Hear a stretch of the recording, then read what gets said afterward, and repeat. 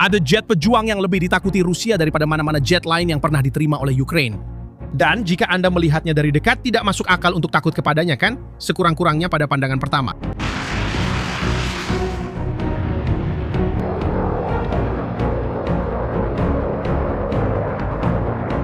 Di atas kertas, ia kelihatan agak sederhana, lebih murah, lebih ringkas daripada jet pejuang yang Ukraine sudah terbang. Dan walaupun begitu, kehadirannya yang membuat Kremlin mengira seluruh strateginya di udara. Jet pejuang ini ialah Gripen yang dibuat oleh Sweden. Dan pada akhir Mei, Sweden memeterai perjanjian untuk menyerahkannya kepada Ukraine. Sekarang, perhatikan satu perkara, kerana inilah inti kepada segala yang akan berlaku selepas ini.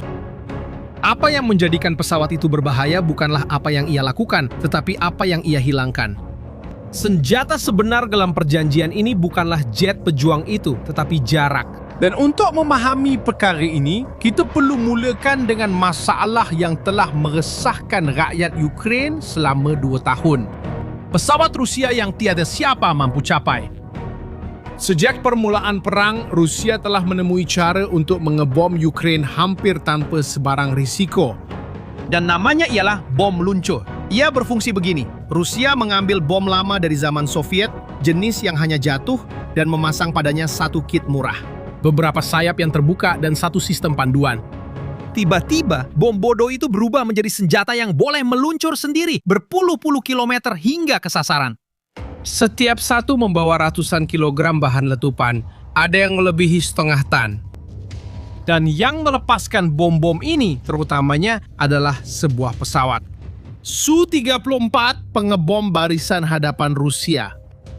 Dia naik, terbang ke jarak yang selamat di belakang barisan sendiri, lepaskan bom, pusing balik dan kembali ke pangkalan. Dia tidak pernah mendekat cukup untuk masuk dalam jangkauan pertahanan Ukraine. Dia lepaskan bom dari belakang dan terus menghilang. Dan jumlahnya sangat menakutkan. Hanya pada Januari 2026, menurut Ketua Staf Ukraine, Rusia telah menjatuhkan rekor lebih daripada 5.700 bom gelongsor ke atas Ukraine dalam 1 bulan saja. Bom-bom itu menghancurkan parit, meruntuhkan seluruh bangunan, dan menghapuskan kedudukan pertahanan dari peta. Dan yang paling teruk sekali bagi mereka yang berada di pihak Ukraine adalah perasaan tidak berdaya. Kerana pesawat yang melakukan semua itu sedang terbang di sana. Jelas kelihatan di radar. Tetapi ia tidak dapat disentuh. Ukraine memang tidak mempunyai cara untuk mencapai Su-34 sebelum ia melepaskan muatannya. Dan inilah masalah yang tepat yang ditangani oleh perjanjian dengan Sweden. Jika video ini sudah membantu Anda melihat perang ini dengan cara yang tidak ditunjukkan oleh tajuk utama, langganilah saluran ini.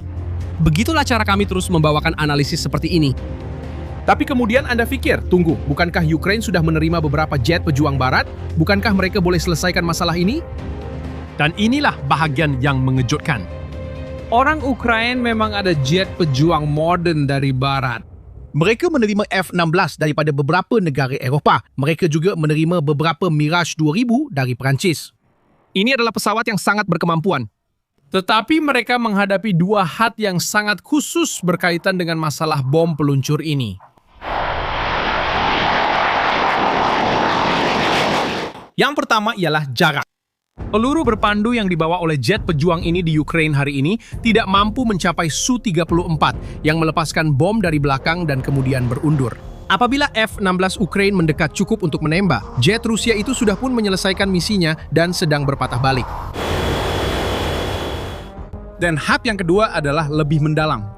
Dan disinilah hampir tiada siapa yang memberi perhatian.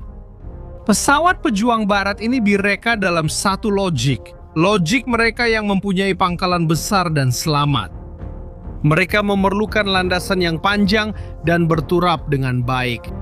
Mereka memerlukan hangar yang kukuh, struktur penyelenggaraan yang mantap, dan ramai tenaga pakar.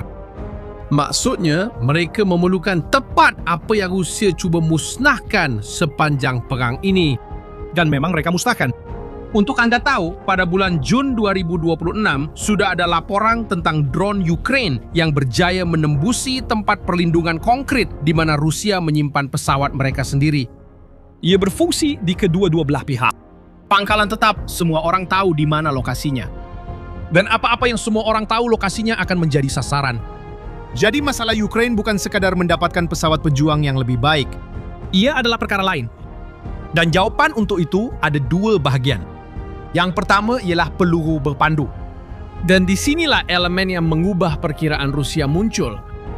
Peluru berpandu yang dipanggil Meteor. Meteor dianggap sebagai peluru berpandu udara ke udara jarak jauh terbaik di barat. Dan rahasianya terletak pada enjinnya. Kebanyakan peluru berpandu menggunakan enjin roket yang terbakar selama beberapa saat pada permulaan, kemudian peluru berpandu itu meluncur sepanjang baki perjalanan kehilangan kelajuan. Macam kereta yang memecut dan kemudian makin hilang laju dalam gear neutral. Meteor berbeza. Dia menggunakan enjin yang dipanggil ramjet yang terus membakar dan menolak peluru berpandu sepanjang hampir keseluruhan penerbangan sampai hampir masa untuk mengenai sasaran. Ia tidak memperlahankan kelajuan. Ia mengekalkan tenaga sehingga ke penghujung. Dan ini menghasilkan sesuatu yang dipanggil oleh tentera sebagai zon tanpa jalan keluar. Ia adalah kawasan di mana, jika anda berada di dalamnya, tidak guna untuk bermanuver, tidak guna untuk melarikan diri. Peluru berpandu itu akan menangkap anda. Dalam Meteor, zon ini melebihi 60 km. Ia terbang lebih daripada 4 kali ganda kelajuan bunyi. Dan ada lagi. Meteor boleh mencapai jarak yang jauh lebih jauh daripada mana-mana peluru berpandu yang Ukraine pernah ada sebelum ini. Dan itulah yang penting, kerana kesannya bukan sekadar menembak jatuh lebih banyak pesawat Rusia, kesannya adalah lain.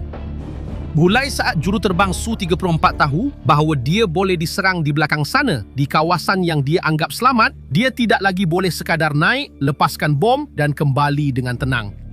Setiap kali berlepas menjadi satu risiko. Dan inilah yang saya maksudkan pada awal tadi ketika saya kata bahawa senjata itu adalah jarak.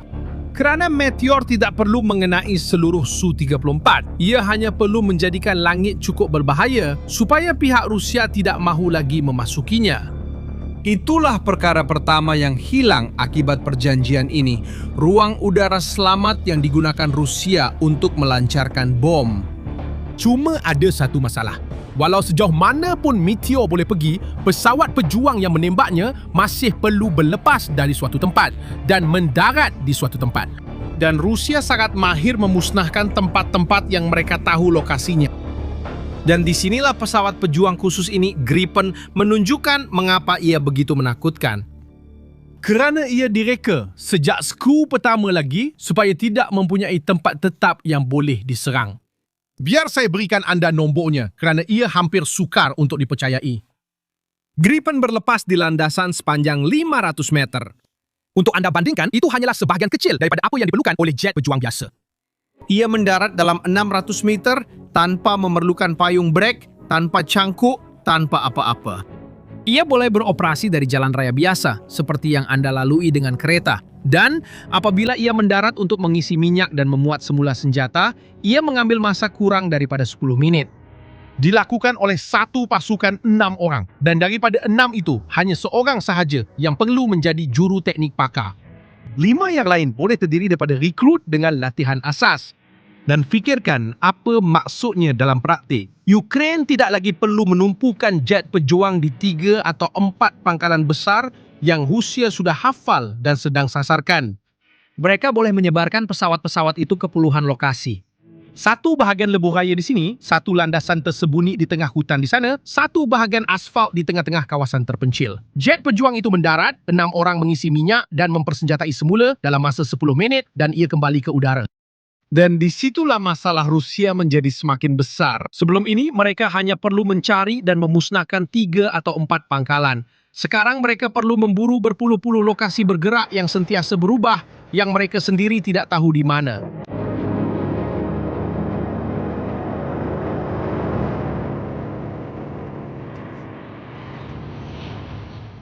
Itulah perkara kedua yang perjanjian ini hapuskan. Sasaran tetap di atas tanah. Dan sekarang gabungkan kedua-dua bahagian. Meteor membuat ruang udara Rusia yang selamat hilang dan Gripen membuat sasaran di atas tanah hilang.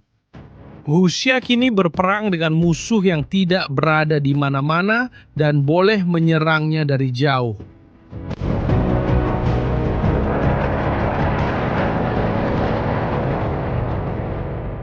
Sebab itu, F-16 sahaja tidak mencukupi. Walau seberapa moden dan canggih pun versi yang Ukraine terima, Ia masih memerlukan pangkalan besar yang Rusia suka serang. Gripen tidak memerlukannya. Dan yang paling pelik sekali, semua ini bukan dibuat untuk Ukraine. Pesawat pejuang ini direka 40 tahun lalu untuk perang yang lain. untuk memahami Gripen, Anda perlu kembali ke Sweden semasa Perang Dingin. Bayangkan keadaan negara pada masa itu. Sweden adalah negara berkecuali, tetapi kesatuan Soviet hampir di sempadannya, di seberang laut. Dan orang Sweden mempunyai satu keyakinan yang membentuk seluruh pemikiran ketenteraan mereka. Jika perang bermula, pangkalan udara Sweden akan dimusnahkan dalam beberapa jam pertama. Soviet akan menghantar pengebom dan peluru berpandu untuk memusnahkan tentera udara Sweden di darat. Sebelum pesawat-pesawat itu sempat berlepas. Dan lihatlah keputusan yang bijak yang diambil oleh orang Sweden. Mereka tidak cuba memperkuatkan pangkalan-pangkalan untuk menahan serangan. Mereka melakukan sebaliknya. Mereka memutuskan bahwa pangkalan-pangkalan itu tidak lagi penting. Mereka menyebarkan tentara udara ke kira-kira 200 landasan di seluruh negara. Bahagian jalan biasa yang diperkuat, lapangan terbang kecil, landasan pendek yang tersembunyi di dalam hutan. Ideanya mudah dan radikal. Jika musuh memusnahkan satu pangkalan, tidak mengapa, sebab masih ada 50 lagi. Anda tidak boleh memusnahkan seluruh negara yang penuh dengan jalan raya. Dan falsafah ini bukan sahaja membentuk jalan raya, malah membentuk pesawat pejuang itu sendiri. Apabila jurutera-jurutera Sweden mula mereka bentuk Gripen pada tahun 80-an, titik permulaannya bukanlah kami mahu pesawat pejuang yang paling canggih di dunia. Ia adalah kami mahu pesawat pejuang yang boleh berlepas dari mana-mana permukaan asfal, boleh dipersenjatai semula oleh pasukan kecil dan kembali ke udara dalam masa 10 minit. Mereka bentuk pesawat ini untuk senario paling buruk, untuk hari di mana segala-galanya serba tidak kena, pangkalan udara menjadi kawah dan yang tinggal hanyalah sebahagian jalan raya, 2 buah lori dan 6 orang dengan pemutar skru di tangan. Dan inilah bahagian yang membuatkan bulu roma meremang.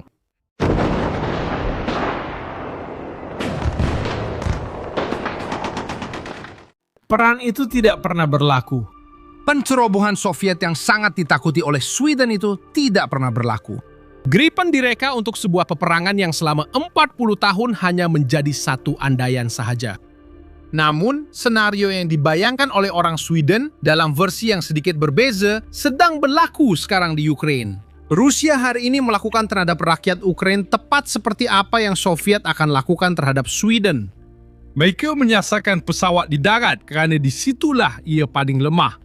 Dan pesawat pejuang yang direka 40 tahun lalu untuk bertahan dalam mimpi ngeri khusus ini kini akan berlepas dari lebuh raya Ukraine menentang pewaris kepada kesatuan Soviet yang sama. Ini bukanlah senjata ajaib. Ia adalah idea lama yang disimpan selama 4 dekad yang tiba-tiba menjadi jawaban yang tepat. Jadi timbul persoalan. Apa sebenarnya yang berubah untuk Ukraine dengan perjanjian ini? Lihat, buat pertama kalinya dalam perang ini, pesawat Rusia yang kelihatan kebal itu kini tidak lagi kebal. Juru terbang Su-34 itu tidak lagi boleh terbang dengan tenang, lepaskan bom, dan pulang ke rumah seolah-olah tiada apa-apa yang berlaku. Mulai sekarang, setiap kali dia berlepas adalah satu pertaruhan. Dan bukan hanya di udara. Di darat, Ukraine tidak lagi menjadi sasaran mudah seperti dulu. Sebaliknya, daripada 3 atau 4 pangkalan yang Rusia sudah hafal, kini terdapat jet pejuang yang disembunyikan di puluhan bahagian jalan raya yang tiada siapa tahu di mana lokasinya. Perhatikan apa yang ditunjukkan oleh hal ini. Gripen tidak menang dengan menembak. Dia menang dengan memaksa pesawat Rusia berundur tanpa melepaskan satu tembakan pun dan membuat sasaran di atas tanah hilang dari mana-mana peta. Ini adalah idea yang sama yang Sweden fikirkan 40 tahun lalu ketika mereka bentuk pesawat pejuang ini untuk bertahan daripada pencerobohan yang mereka takutkan tetapi tidak pernah berlaku. Perang yang mana Gripen dicipta tidak pernah berlaku di Sweden. Sebenarnya ia sedang berlaku sekarang di Ukraine. Pesawat pejuang itu tiba 4 dekad lewat di negara yang salah dan pada masa yang tepat. Sekarang beritahu saya, adakah Anda percaya bahwa pesawat pejuang ini benar-benar akan membuat perbezaan di medan perang? Tulis di bawah apa pendapat Anda. Kerana ini hanyalah kumpulan pertama. Sweden sudah bercakap tentang menghantar lebih banyak lagi. Dan kisah ini, kisah Ukraine mengambil kembali langit mereka sendiri, baru sahaja bermula. Langgan saluran ini untuk mengikuti bagaimana kisah ini diteruskan. Jumpa lagi di video seterusnya.